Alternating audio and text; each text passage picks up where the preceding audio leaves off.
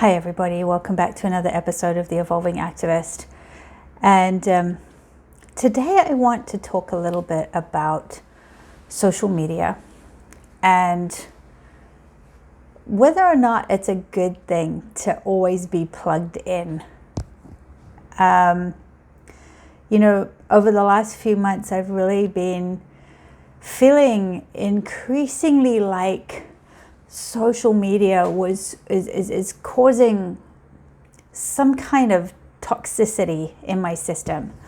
With everything that's going on, this constant stream of polarization and vitriol and outrage, and just everything is just so amped all the time.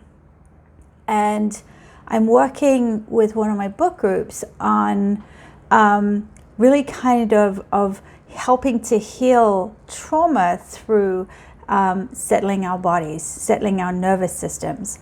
And I was realizing that there's this huge dichotomy going on, right? That I'm working to learn how to settle my nervous system and regulate my reactions, my body, right?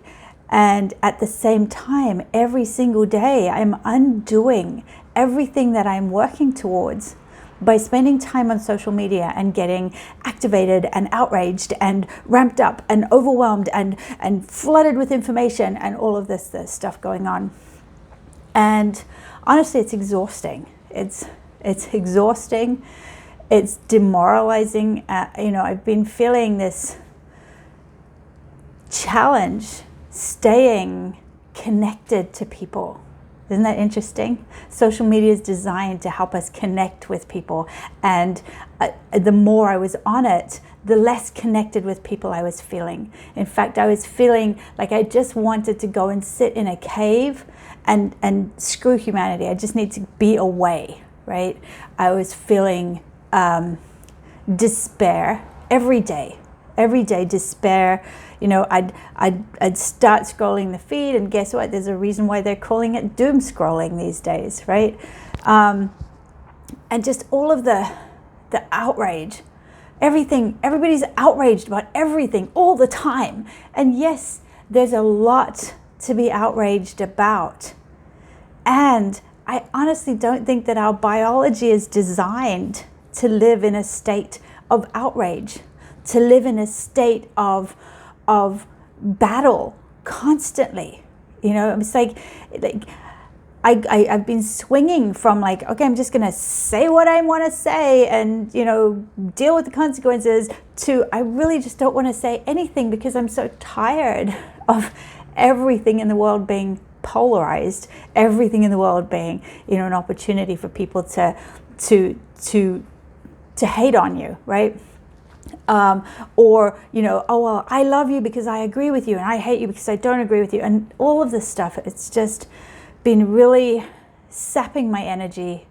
It's been increasingly difficult for me to find that still center inside me, and to be honest, it's getting in the way of me being the best coach and friend and sister and daughter that I can be, because I'm not feeling connected.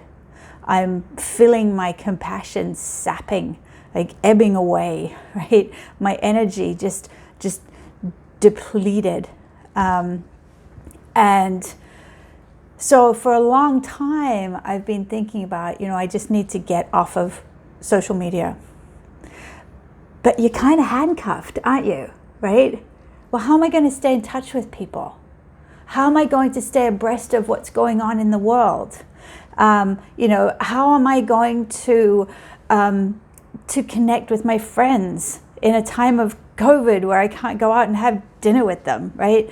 How am I going to be a good activist if I can't get the word out all the time, right? So all of this stuff, every time I've tried to pull away, it's pulled me back in. And on top of that, I'll admit that there's a very real addiction, right? like social media is designed to physically be an addictive experience, right? So I'm getting my little dopamine hits with people liking and commenting and sharing. I'm seeing the notifications, and my body is always reacting to that, right? And so I thought, wait a second, I want to control my attention. I want to be the one to decide how I engage. I don't want to be addicted to anything. I don't want to be at the mercy of just this wave of contagious emotion constantly, right? Like buffeting me every which way. And so I thought, I need to find a better way. I need to find a way where I can be connected with people, but to take time away for myself, right? I'm at a point right now where, for the good of my clients, for the good of my friends and family, and obviously for my own good, I need to step away from the maelstrom that is social media. And just as it happens, as I was making that decision, this new documentary on Netflix came out called The Social Dilemma. And I thought, well, I kind of know what it's going to say, but I'll watch it anyway. And I watched it, and I thought, absolutely, absolutely. My attention is not a commodity to be mined for profit. My health and my emotional regulation is not a tool to be manipulated for profit. And honestly, I look around and I do see the collapse of civilization as we know it. I see the massive polarization. I see the outrage all the time. And I've decided I don't want to play on that playing field. I don't want to play by those rules. I'm not going to continue to be effective as an activist, as a coach, as an anything, as a human being, right? If I continue to allow this addiction to dictate my actions, to affect my emotions, to affect my physical state. And so I decided that I was like, okay, can I step away completely? I don't think that that's realistic, honestly, because, I have a business to run. I need to have some kind of social media presence. I do need to connect with people. I run groups. I'm a part of other groups. I think that it's important. There are some areas, my Touched by a Horse classmate community, right? And practitioner community. I want to stay connected to that herd. My book club, I want to stay obviously connected to the people in my book club. So it doesn't make sense. It's not realistic to say, that's it, no more social media, right? But what does make sense for me is to radically scale back, to decide when and how I engage with social media. And I had to reassure myself on a number of fronts with this. I had to reassure myself that it's okay. You are going to miss out on some stuff. You're going to miss out on some news perhaps, or some current events or whatever. You're also going to miss out on a lot of outrage and vitriol and toxicity, right? So looking at my fear of missing out and saying, well, what's the price? What's the price of not missing out, right? Am I willing to pay that? And maybe I should lean a little bit more into JOMO instead of FOMO, right? The joy of missing out, the joy of creating space in my brain, the joy of creating space in my life, in my day. All of those random little minutes, 2 minutes, 5 minutes, 3 minutes here, there, everywhere. What if all of that time I can take back, right? What if I can use that do something creative? What if I can use that to have a one-on-one actual conversation with somebody, right? Instead of just an exchange over social media. So moving away from FOMO, moving toward JOMO, right? The joy of missing out. I don't need to know everything that's going on in the world every minute of every day, right? The joy of deciding, of taking back some agency in my life and saying, I will choose where and when and how to engage, right? So that's what I'm going to do for the next probably at least 60 days is I will be scaling back drastically on my social media interactions. I have deleted the apps from my phone so that it can't just be a knee-jerk or just a quick reflexive check, right? I've given people a heads up. I've asked people to message me directly if they want to connect. And I have actually on my PC, I've bookmarked the specific pages of groups and pages that I need to either admin or participate in. So I'm going to be avoiding the feed entirely, just going directly to those groups and to those pages for the reason that I need to go to them and for no other reason. I'm not just going to be going in and scrolling and browsing. I've decided to be more mindful and more intentional in how I engage. And this morning I woke up and the first thing I did was I reached for my phone and I went to check Facebook and I thought, oh, it's not there. That's right. I'm not going to be part of this right now. And I really felt this relief. I felt relief, right? That it's just this noise that's not there in my head right now. Obviously there's a risk, right? Maybe somebody's not going to hear a message that I would have otherwise posted. Maybe I need to learn now different ways to promote and advocate for the animals, for Black Lives Matter, for the environment, right? Is there a way to be an effective activist, an advocate, without always being on social media? So I'm going to be learning new skills. I'm going to be using different muscles.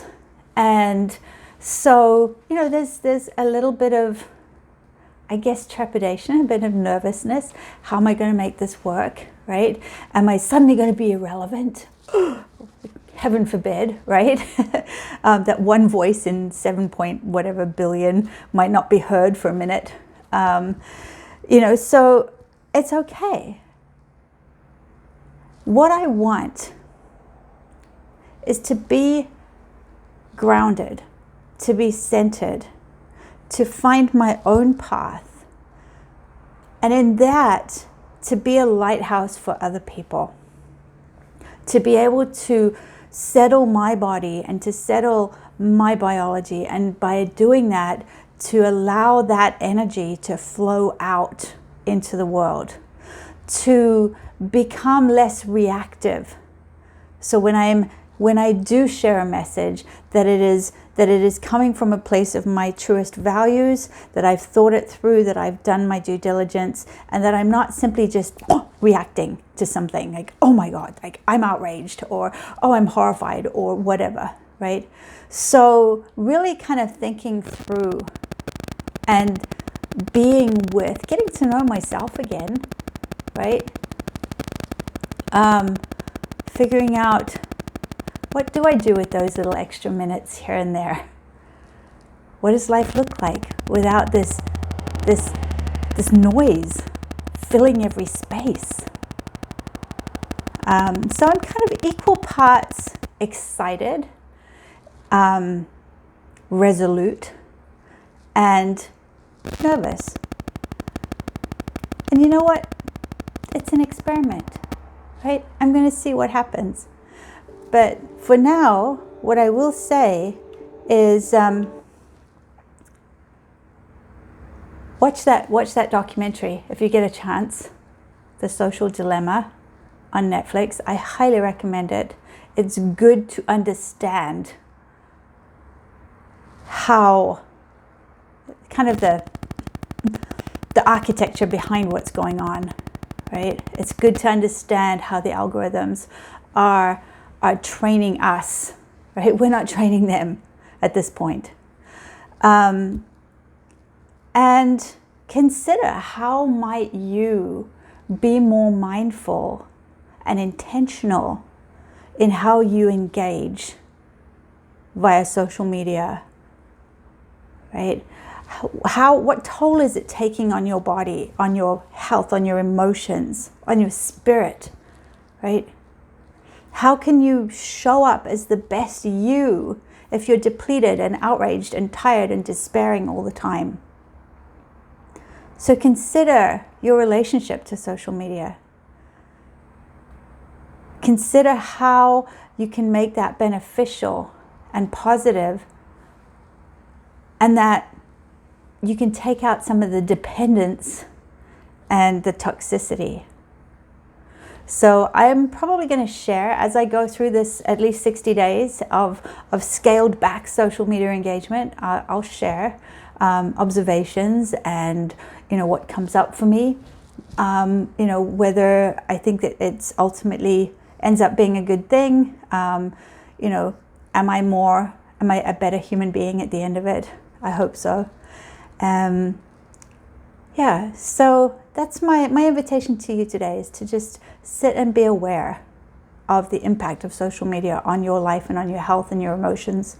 And consider, how might you be more intentional? How might you take back some control? How might you strategically engage? And I'd love to hear your comments. I'd love to hear, have you done this? Have you taken full-on breaks from social media? Have you, did you get off social media entirely? Are there certain platforms that you're still on? Are you kind of dipping in, scaling back? What's your story? I'd love to hear that. I'd love to hear how you're making the decisions to engage with social media and how that's flowing into your life. So please share in the comments. I'd love to hear from you. And hopefully you'll hear some different stuff from me moving forward, rather than just reactionary outrage. So all the best to everybody. I hope you're having a safe and healthy day, evening, wherever you are in the world, and I'll catch you on the flip side.